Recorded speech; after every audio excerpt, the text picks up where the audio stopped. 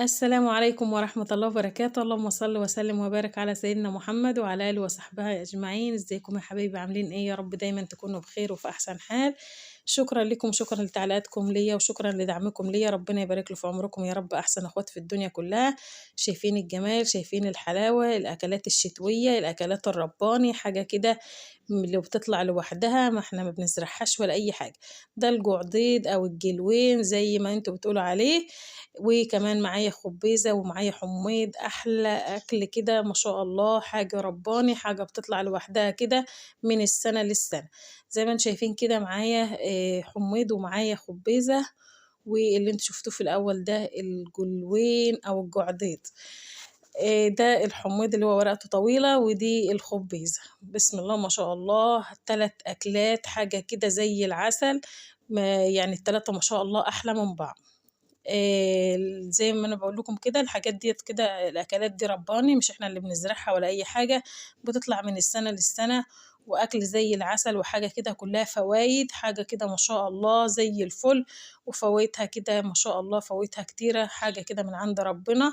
ربنا يديمها علينا نعمة ويحفظها من الزوال، اللهم آمين يا رب العالمين، ويرزقنا ويرزقكم، ويرزق كل مشتاق الذرية الصالحة، اللهم آمين يا رب العالمين، ويجعل أيامكم كلّها خير وسعادة وبركة، ويصلح حالنا وحالكم ويريح بالنا وبالكم. قولوا آمين، اللهم آمين يا رب العالمين. زي ما انتم شايفين كده بانضّف الجعديد بتاعنا أهوّة، ومش باخلّي فيه أي حاجة، وباحطه بقى كده في شوية مَيّة علشان ينزّل الطينة أو الرملة اللي فيه.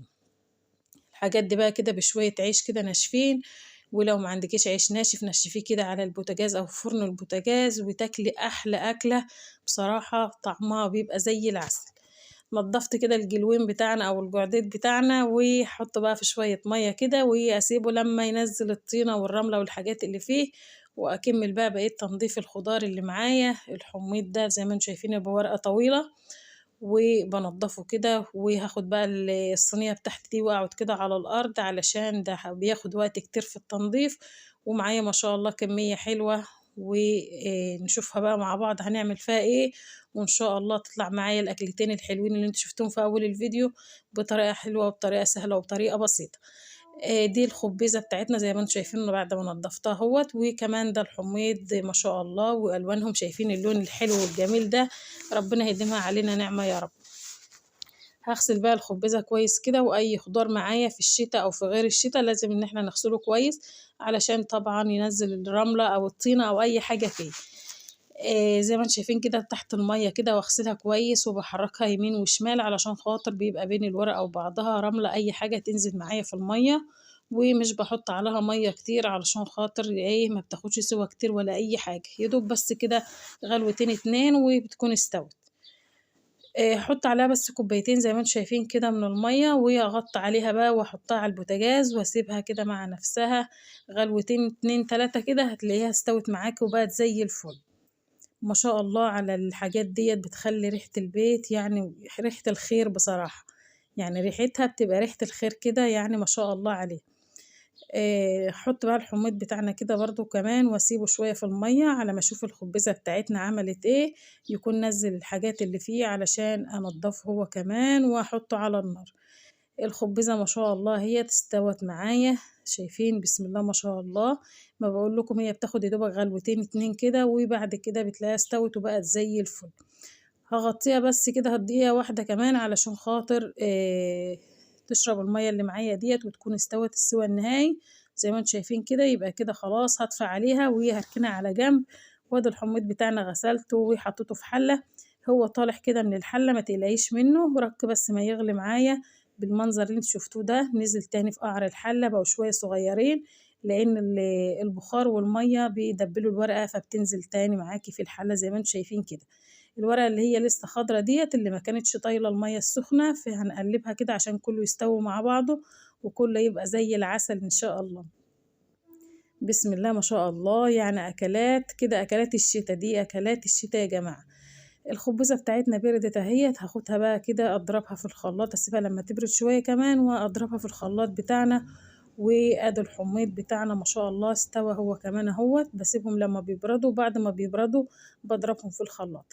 معايا هنا ايه، معايا هنا طماطم، ومعايا شوية من الرز زي كوباية صغيرة بتاعة الشاي رز، ومعايا كزبرة خضرة، ومعايا كمية محترمة كده من التوم، ومعايا شوية من الزيت او السمنة على البوتاجاز. وهنزل بقى بالتوم بتاعنا وهقلبه لحد ما ياخد اللون الذهبي الحلو، علشان نعمل بقى التدويرة او التقلية او الطشة، اي حاجة زي ما انت بتسميها، للحميد وللخبيزة اللي معانا دول.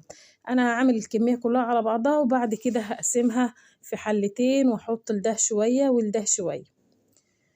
زي ما انتم شايفين كده بقلب في التوم لحد ما ياخد معايا اللون الذهبي الحلو اللي انتوا شايفينه ده. وهنزل بقى عليه بالكزبرة، الريحة بتبقى قلبة الدنيا، ريحة التوم مع الكزبرة الخضراء بتبقى قلبة الدنيا، بسم الله ما شاء الله.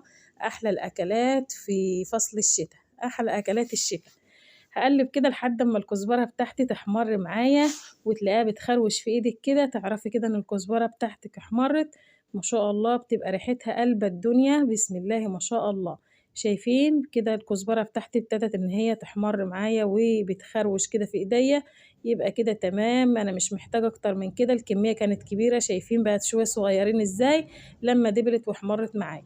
نزلت عليها بشوية الطماطم دولت، انا مش بكتر طماطم علشان الاكلتين دولت بالذات ما بيحبوش الطماطم الكتير، علشان ما تبقاش مززة معاكي.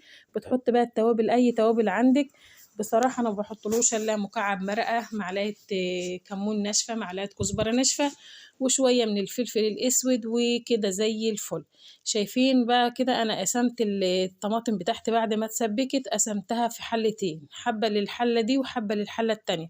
التانية طبعا زودت شوية عشان الكمية كبيرة، لكن دي سبت لها حتة صغيرة كده علشان كمية الخبزة بتاعتي مش كتير. زي ما انتم شايفين كده مش هزودها مية كتير ولا اي حاجة، يدوب بس حبة صغيرين كده علشان تغلي معايا. وادي الحميض كمان بعد ما ضربته، اللي هو ده الحميض، واللي هي لونها اخضر ديت الخبيزة. حطيت هنا شوية من الملح، وهحط برضو للخبيزة شوية من الملح. كل واحد طبعا على قد، على حسب الكمية بتاعته، يعني الخبيزة شوية صغيرين حطيت لها الملح بتاعها شوية صغيرين. غلت معايا هي بقى كده، هي هسيبها بقى تغلي كده وهدوق الطعم بتاعها. لقيتها محتاجة ملح احط لها، مش محتاجة يبقى كده تمام.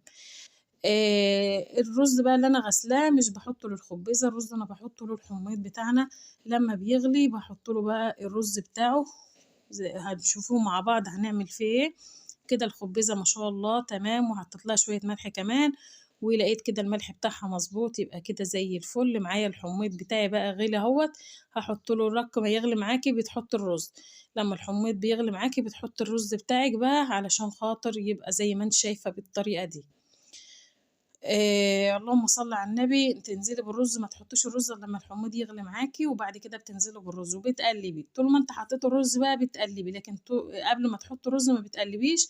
لكن لما بتحطي الرز بتقلبي علشان ما يعملش قعر معاكي، والرز يلزق في قعر الحميض، وتقعدي بقى تلاقيه عامل قعر وكده. لا، قلبي على طول زي حكاية الرز بلبن كده، يعني نفس طريقة الرز بلبن، بس ده رز بلبن بتاع الغلابة، الرز بلبن بتاعنا ما شاء الله زي العسل وزي الفل.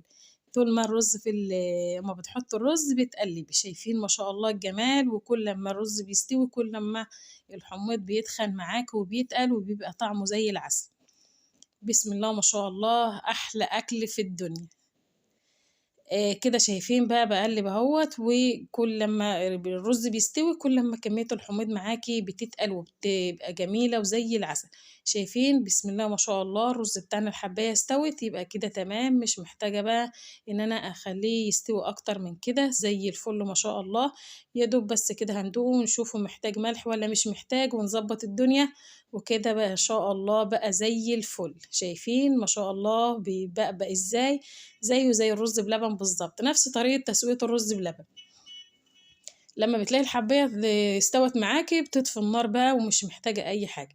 كده الخبزة بتاعتنا وادي الحميد الاتنين ما شاء الله، الأكلتين أحلى من بعض، والأكلتين أطعم من بعض. دي الخبيزة والتاني ده الحميد. شايفين ما شاء الله السمك بتاعها حلو وزي العسل اهوت. هنغرف بقى الحاجات بتاعتنا ديت، وهنشوف الجمال والحلاوة ديت والريحة بقى قلب الدنيا. وهتبقى شوية عيش كده وحتة جبنة قديمة، أي حاجة موجودة عندك، وكلي أحلى أكل بألف صحة وهنا. شايفين بقى الرز بلبن بتاعنا ده جميل جميل جميل جميل. الريحة بقى بتاعته وطعمه زي العسل بصراحة، مهما تقولي مش هتعرفيه إلا لمّا تجرّبيه. اللهم صل على النبي. لو عجبكم الفيديو لحد هنا كده ما تنسوناش في لايك وشير للفيديو. ربنا يبارك لي في عمركم، أحلى أخوات في الدنيا كلها، ما تحرمش منكم أبدًا ولا من تعليقاتكم الجميلة. أترككم في رعاية الله وحفظه، والسلام عليكم ورحمة الله وبركاته، في رعاية الله.